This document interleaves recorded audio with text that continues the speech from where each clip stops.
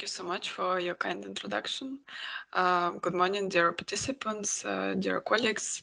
I'm pleased to be invited to participate in this event and to represent WIPO. As the theme of the World IP Day this year is youth, my presentation will be focused on young researchers and how can they be incentivized to take part in technology transfer. I would also like to provide you with a bit of international perspective on incentives for researchers. And this could be interesting for both young researchers and university policymakers. As was mentioned by previous speaker, Dr. Heinrich Dornbusch, it's indeed very important to transfer IP from university to the business and to the marketplace. They say that it's the third mission of university other than providing education and research. And actually, many young researchers are interested in patenting and engaging in technology transfer. Could you please put next slide? And I would like to talk about how could they be incentivized and supported in their willingness to disclose their inventions and to participate in the IP commercialization.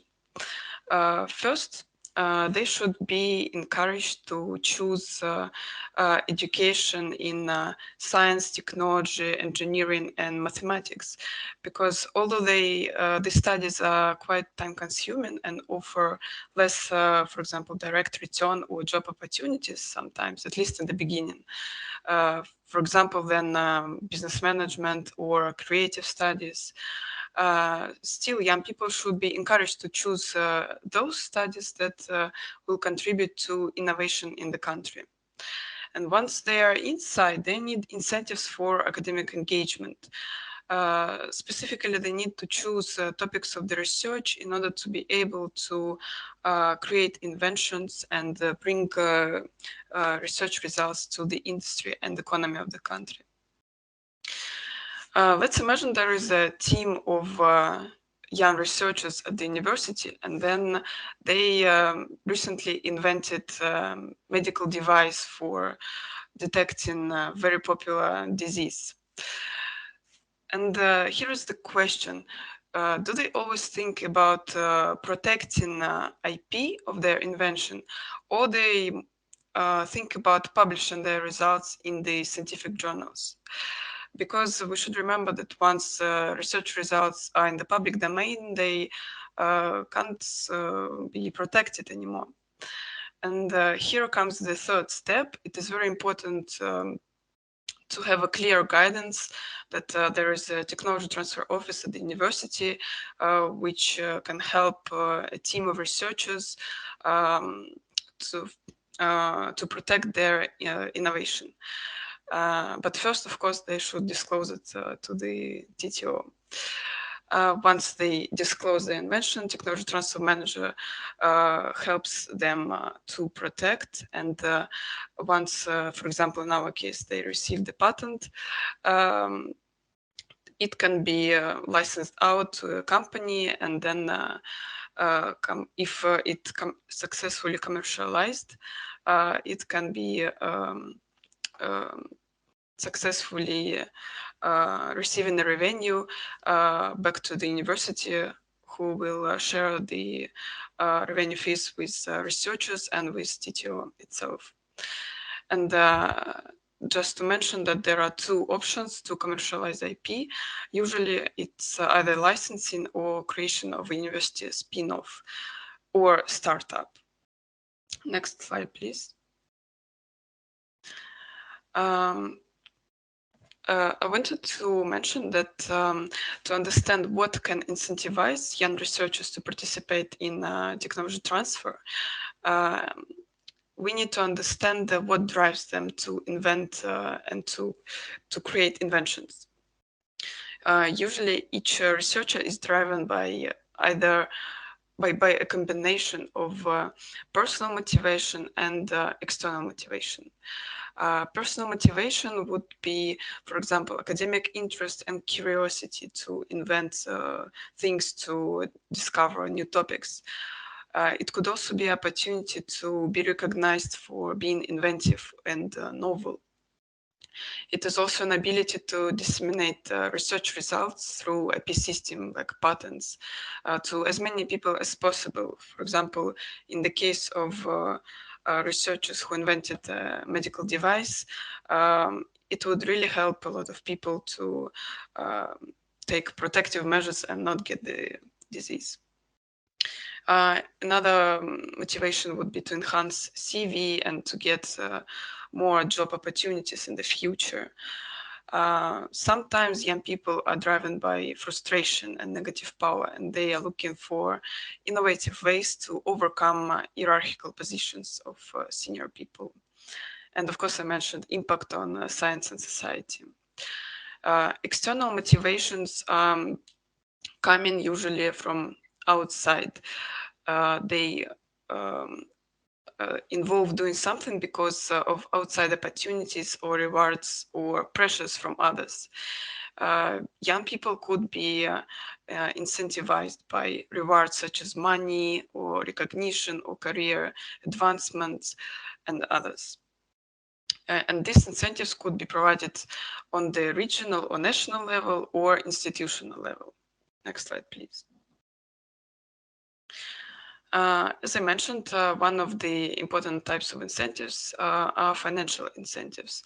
And we know that usually universities own the ideas and technologies invented by researchers who work for them, including professors and graduate students.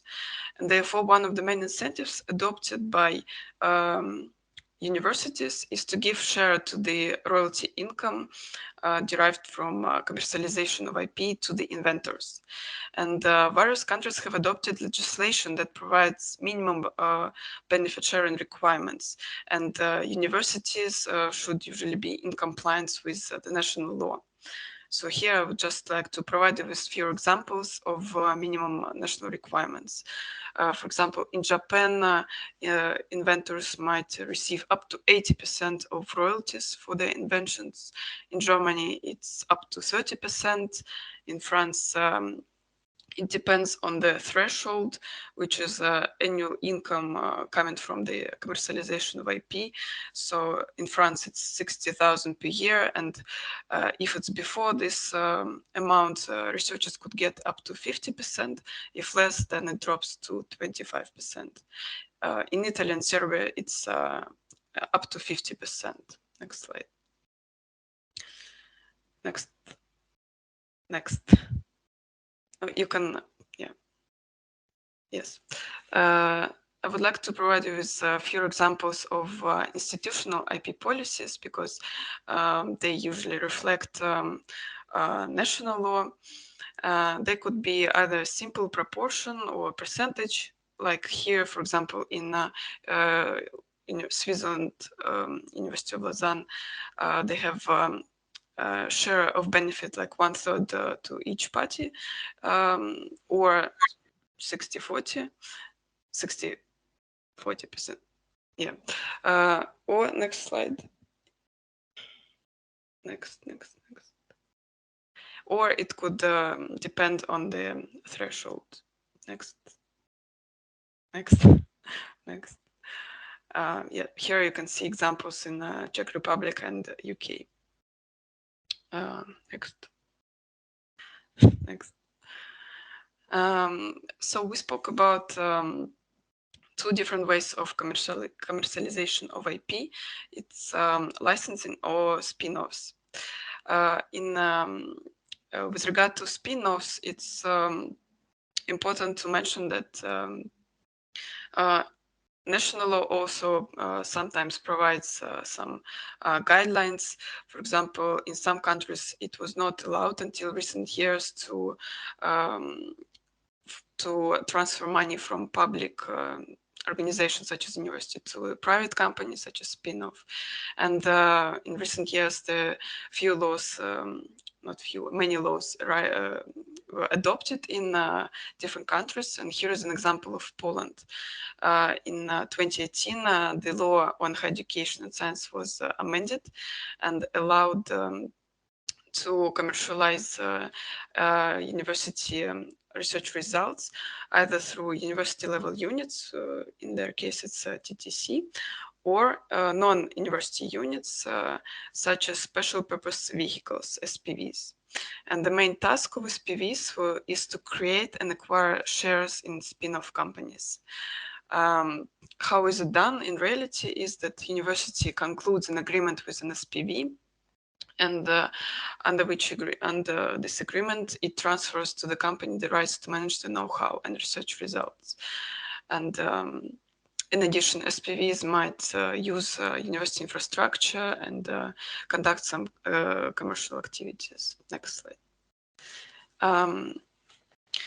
In addition to regulations that allow to create spin-offs for the universities, some regulations also at the national level might limit mobility of researchers from public university to spin-off. And therefore, it is important to answer a question if a researcher allowed to hold, for example, more than 10% interest in a private company, or become a member of a board of directors, or take temporary leave and from the university and create during this time a private company. And there is a list of questions that researchers should probably keep in mind before creating spin-off. And allowing these ideas would also act as an incentive for researcher to create a spin-off. For example, becoming owner of equities, or obtaining management position, or retaining academic position while working in spin-off company, acquiring consultancy agreement, participating in benefit sharing, and most importantly, benefiting from venture capital funds. Usually this can be regulated by the IP policy of university, but if not, researcher could always ask TTO for the help. Next slide. And it is not only important to be able to create spin-off, but it is also important to have necessary skills, like entrepreneurial skills and business skills, to create a company, to manage people, to develop a business plan, to look for funds. And therefore, universities can also help and provide support for young people. And for example, in Switzerland, it is very developed. And I provided you with two examples from universities in Zurich and Lausanne. How can they support young people in this regard? For example, ETH Zurich, it's a public university in Switzerland. It does not offer directly funding opportunities, but it allows young people to use real estate, infrastructure. It helps in licensing of IP. It also developed a pioneer fellowship that provides young researchers with consulting services and networking. L'école polytechnique fédérale de Lausanne developed like a kind of program, 12-week program that has two tracks. One is when you can work directly with your startup. Another program is if you don't have your own business plan, you can be assigned for already existing business and learn from there. Next slide. I already mentioned that usually universities do not provide funding for spin-offs, but sometimes they do. And I think that this example is very inspiring. So, for example, University of Tartu in Estonia designed a program um, which helps, it acts like an incubator for young people, and it lasts up to 3 years. And it offers training, business and signing mentoring, coaching sessions, IP analysis, due diligence, and it also promotes events and activities and attracts possible investors. It not only attracts investors, but it also created a proof of concept fund and attracted 900,000 for euros for 31 projects in the University of Tartu. And about half of the researchers who applied for the spin-off program received this funding. Next slide, please. I already mentioned that there are several options for funding for spin-offs. One is university funding. Sometimes universities do not have enough of resources, but sometimes they do generate income with all the IP commercialized. So it is one of the options. Another option would be national research funding, different national funds, research innovation programs. Also, it could be European programs. I discovered for myself, for example, European Investment Fund, which recently launched a Central Eastern European Technology Transfer regional platform, which cooperates with Slovenian and Croatian development banks. And it can directly sponsor technology transfer structures or funds. Another sources of income of funding would be industry sponsors, venture capital investors, and business angels, and so on. Next slide, please. Yes, another option to incentivize young researchers is to create incubators or accelerators within the university.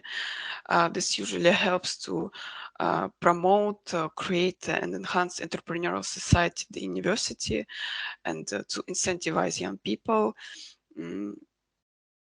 For example, Karolinska Institute Research Incubator in Sweden brings together junior researchers from different scientific fields and allows them to create inventions in medical and health needs.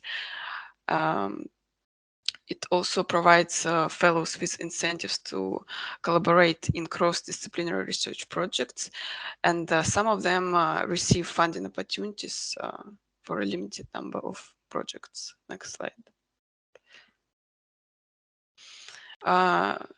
We spoke about financial investment incentives, but it's not the only incentive that drives young researchers, and not only young, all researchers.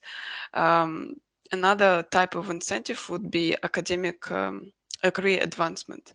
As I mentioned in the beginning, very often universities measure and recognize researchers for the number of articles published, and sometimes it's a bit unfair for young people comparing to senior people who have more publications.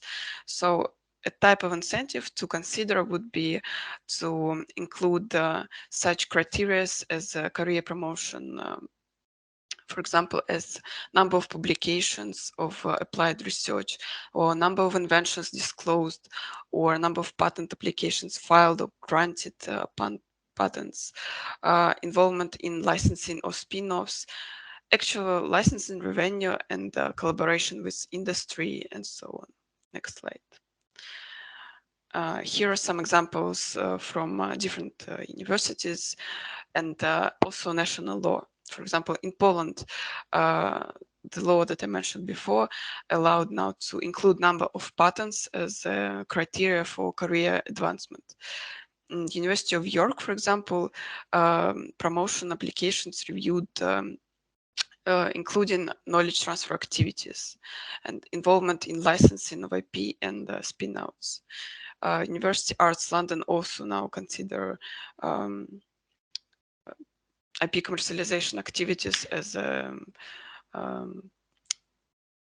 career advancement criteria. Next slide. In addition to financial and career advancement incentives, it could be recognition, which is also very important for researchers. Um, it could be achieved, for example, through competitions and receiving some awards. I provided you with 3 examples of competitions. For example, European Joint Research Center Annual Excellence Awards allowed to researchers for creating IP and contributing to technology transfer.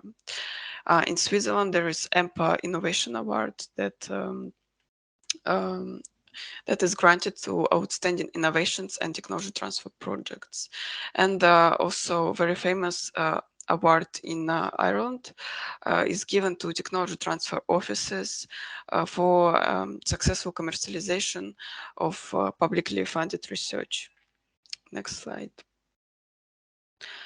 Having said all above, it is important to mention that technology transfer offices play a very important role in guiding researchers and helping them in a list of issues. So such as IP due diligence, including ownership and protection, market assessment and technology positioning, business plan development, technology marketing, licensing negotiations, specific TTO support for spin-off creation, entrepreneurship training, coaching, mentoring, and networking. And some examples also exist for incentivizing TTO support staff. This is an example from Poland when TTO employees are awarded financial contribution for spin-off companies and selling licenses. Not selling awarded. Next slide, please. And in the end, I would like to mention WIPO. How can WIPO support and researchers in engaging in technology transfer? So first, very soon this year, we will have incentives guide for researchers, which will cover different examples and good practices of incentives for researchers and technology transfer employees. And they will include financial, non-financial, and career advancement incentives. Next slide. And finally, if you want to find more information, you can always open our webpage, which is called IP and Technology Transfer, which has a lot of interesting information. Also, WIPO provides standard models. It's capacity building and educational programs on technology transfer and IP management, on institutional IP policies, IP marketing, IP evaluation, and so on. In addition, this year or maybe next year, WIPO will have IP tools for TT and IP commercialization, such as guide on incentives, as I mentioned, new successful technology licensing guide, IP evaluation guide with special booklets on IP evaluation for biotech, litigation, equities in spin-offs and startups, and technology transfer primer in biotech sector. Thank you very much for your attention. I hope I was not too long. And I forgot to mention, yes, if you want to find some successful examples and IP policies that cover different incentives, you can open the database of WIPO. Thank you very much.